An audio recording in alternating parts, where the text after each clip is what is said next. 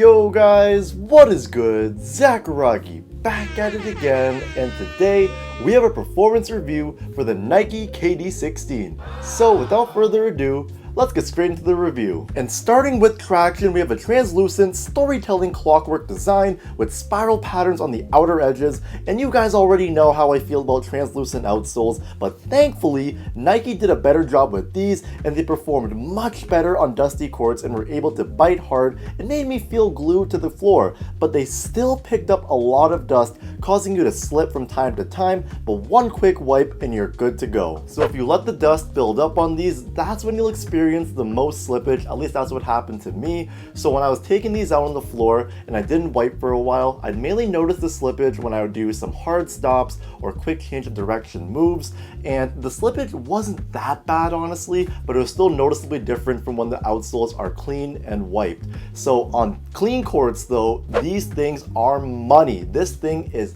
A1 from day one, straight cash.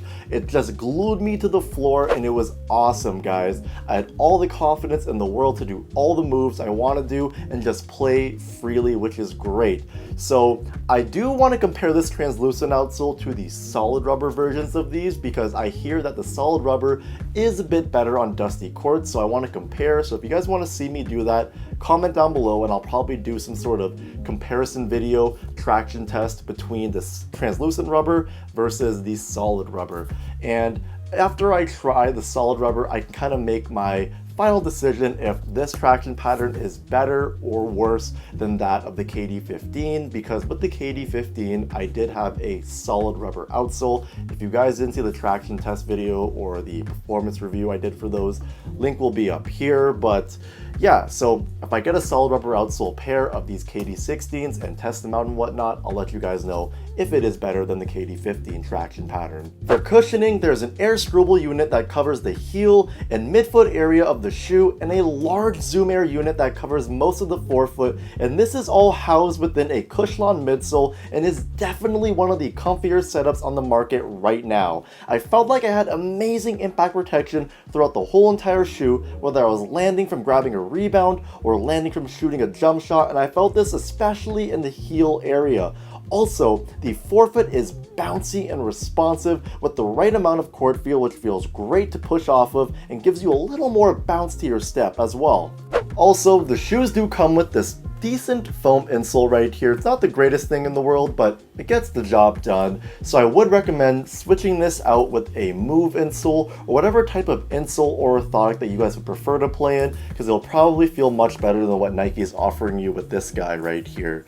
So directly comparing this to the Nike KD15, a lot of people will probably say that this is a downgrade from the KD15, but for me personally, I actually like the setup of the KD16 more than the 15 because the KD16 has that forefoot zoom unit. I just love playing in shoes with the forefoot zoom unit because for me, I really like that feeling I get when I'm playing off my forefoot and, I do a step back move and I push off of my forefoot and I feel that zoom unit really giving me some good energy return and responsiveness, or when I jump up to try to grab a rebound and whatnot, it just feels great on foot. So that's what I prefer to play in, which is why I like the KD16 better over the KD15. Also, what I really like about this setup is that it really caters towards all types of positions. So whether you're a guard, whether you're a forward, or even if you're a center, this cushioning setup will work amazingly for you. Also, despite the shoe having a predominantly flat base, the shoe still has a good heel to toe transition, and it helps that the shoe is slightly rounded out towards the heel area.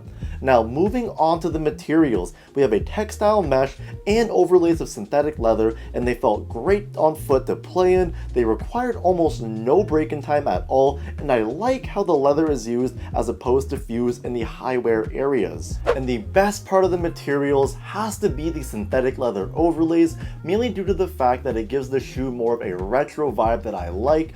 Also, it does feel more sturdy than fused material, so it really adds to the overall containment and support of the shoe, which I'll get into later on in the video. Also, another good thing about the materials is actually the breathability, because it has some nice perforations on the tongue right here, and the textile mesh is also breathable as well. Now, moving on to the lockdown and support, and I think this is a major upgrade from the KD15, thanks to the TPU panels in combination with the synthetic leather, really helping to lock your foot into place while also providing great lateral support for all your side-to-side movements. What also adds to the support of the shoe would have to be how the shoes have a nice and flat, wide base right here, really giving you a nice and stable platform to push off of. And another thing would have to be this midfoot spring plate right here that travels from the midfoot all the way to the forefoot. So in combination with the forefoot zoom unit, the spring plate will give you some nice spring and explosiveness to your step.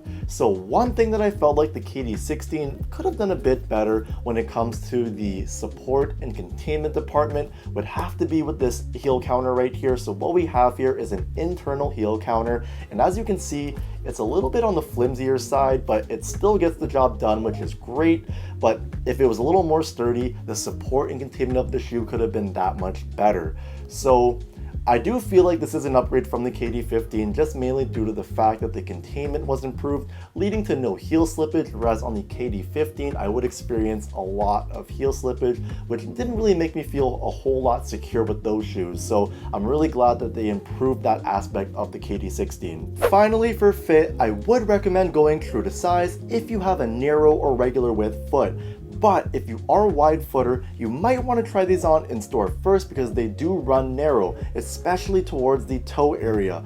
But if you can't try them on, then going half a size up should be a safe bet. Also, I do want to note that these don't exactly fit like a one-to-one glove, so there is some dead space on the toe area right here. So when you do lace these up, it will pinch and it will cause the shoes to bubble up a little bit like this. As you can see, I hope the camera's picking that up, but personally, I didn't really find it annoying to play with, but for some of you guys out there, you might, so I thought I'd let you guys know. But overall, guys, I really enjoyed playing in these. These are definitely one of Nike's better shoes on the market out right now, so I do really recommend these for all types of positions, whether you're a guard, forward, or center, because the shoe is just that versatile. So comment down below and let me know what you think about these, and if you have any questions at all, I'll be happy to answer them in the comment section down below.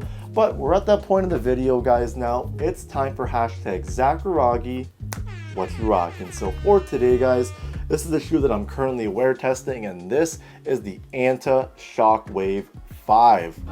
Woo-wee! This is a very, very nice shoe right here.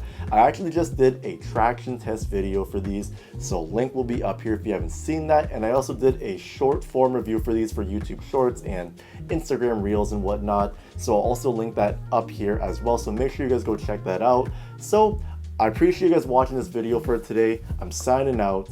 Peace.